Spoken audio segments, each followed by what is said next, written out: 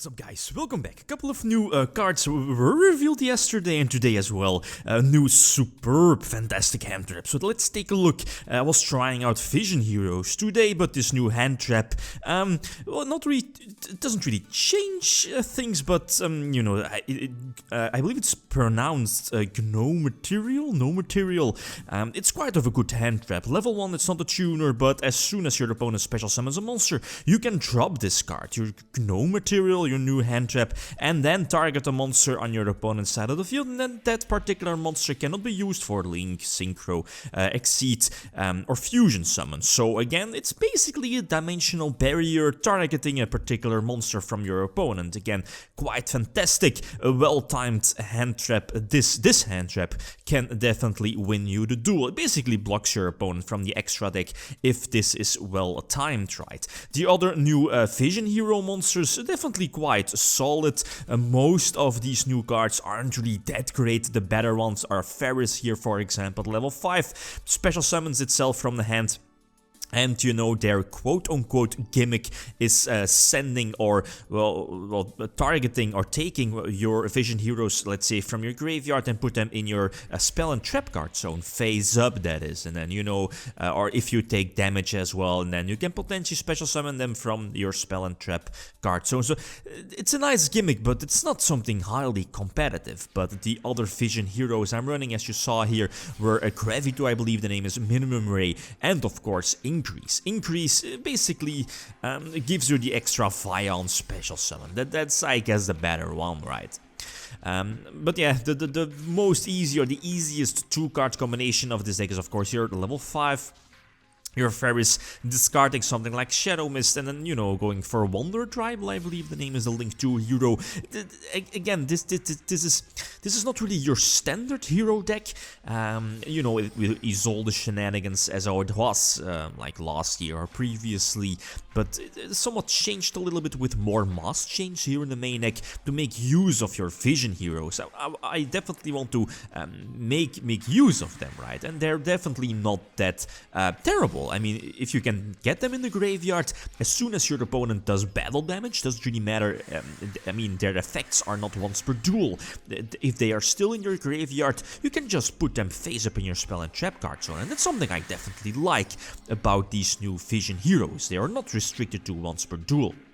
Anyway, Wonder Driver, I believe the X-Driver, you know, the Hero Link triggering, special summon the Vion from the, from my hand indeed, but basically giving me the extra Dark Monster. This new material, this new Handtrap, Gnomaterial, can only be activated, and that's the downside, that's the catch of the card. It can only be activated if you don't control any card. So that's, again, well, let's say going second, that's of course solid, targeting, here in this case, against Salamangreat, your opponent's monster, let's say the Link 1 monster. From then on, that particular monster cannot be used for Link summons, and again, that can be quite important for their whole setup or whole, you know, whole engine to basically set up for next turn. So again, as I mentioned before, a well-timed Gnomaterial can definitely win you the duel, or, well, same with Dimensional Barrier, can put your opponent on hold. They need to stop their turn, and then in this format, in this metagame, it's quite fast. So then, well, them missing out on one turn is just game over. Again, something like ABCs, this time going first again, basically the same combos, right? Stratos is definitely needed, give you the extra normal summon here, and of course the extra search. I always want to have at least one mass change card.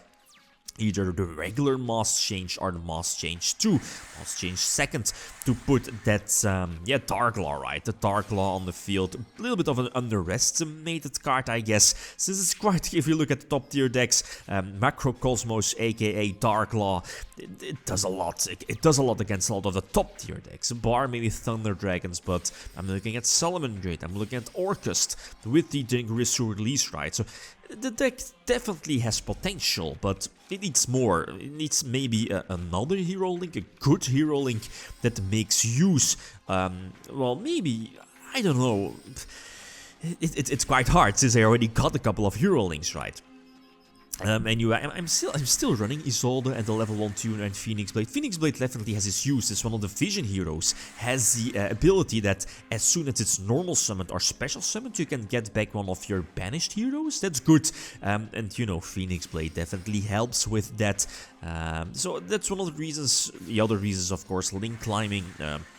Yeah, potentially threatening your opponent with a unicorn play off of Isolde or Boral Sword or Boreload if you have it in your extra deck. So there's definitely those, well, that's definitely, I think, a good reasoning, but not really sure. It makes the deck a little bit less consistent, you know. I mean, 1 out of 3 games you're at least opening with either Blade, Phoenix Blade, or your level 1 tuner. You can definitely play more equips, Living Fossil, or, well, the generic more equips, and maybe 4 or even 5 equips to make Isolde more live. But again, you might want to run 60 cards, I guess, lowering the chances of you of opening multiple equips.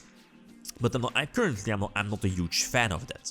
Anyway, ripping the monster reborn again must be nice. Can't really do anything about that. But again, the beautiful part here of these vision heroes, they are not restricted to once per duel, so you can just keep putting them back in your spell and trap card zone. And here in this case, you can definitely tribute like a hero to special summon the one here in the spell and trap card zone. Wasn't needed, I think. Not really sure if I have vision heroes left in the deck. I don't think so.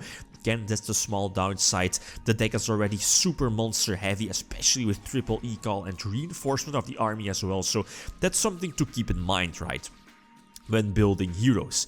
Tornado Dragon, yeah, destroying the field spell, and this should basically be game. Yeah, upstart, whatever, right? Doesn't really matter too much. So again, next duel, I believe the last 1 or 2 left. Anyway, Orcust, as I mentioned before, it is definitely one of those upcoming, well, I can't really, well, because of the new set, right, being Jingrisu and Pals, it definitely puts this particular deck at top tier status, tier 1, definitely. So yeah, this new Handtrap, TCG exclusive, by the way, haven't mentioned yet, but it's a TCG exclusive, and already have seen the prices, and or you know, people speculating about the prices, and I'm not really sure if it's going to be the next $100 card.